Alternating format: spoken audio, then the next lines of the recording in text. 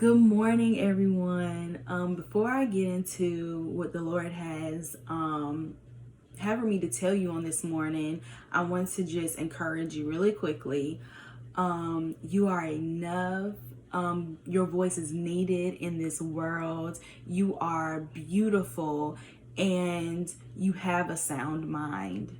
And I was in worship on this morning, and God gave me something, and I was gonna write it down and I was gonna post it, but God was just like, no, they need to hear it. They need to see your body language. They need to know that you care. And I was just like, okay. And I said, let me just process it the way you want me to say it first.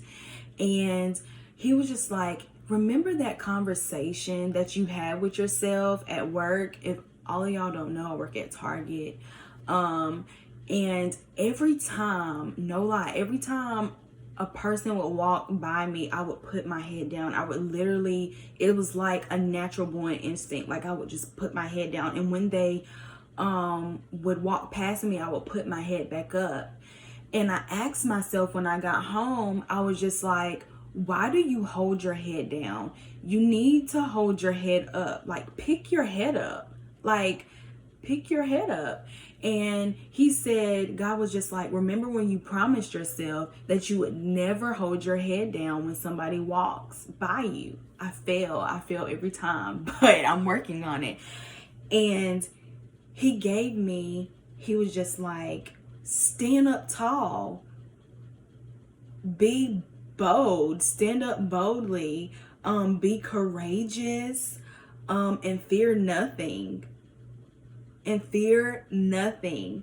And he said, remember, you are a daughter of a king. Remember, you are my daughter, and you are enough. Now let that sink in. Just let it sink in, and just listen to me talk.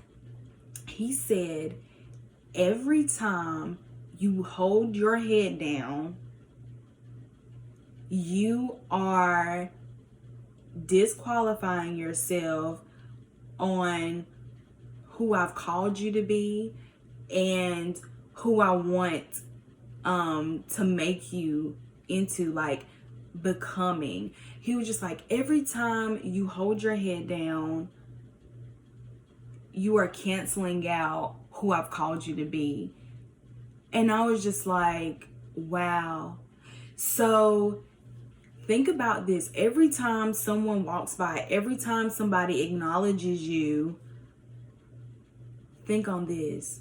Every time I put my head down, I'm telling God that what he created isn't enough. I'm telling God what he instilled in me isn't there.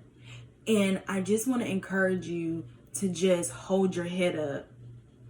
Hold your head up. It starts with that first, so that as long as you keep your head up, God is just like, okay, that's the confidence that I'm looking for. That's the confidence that she or he needs for me to keep talking to them. Because as long as I have their head down, they don't believe what I've spoken over them. They don't believe what they can become and who they can become as they walk in their purpose.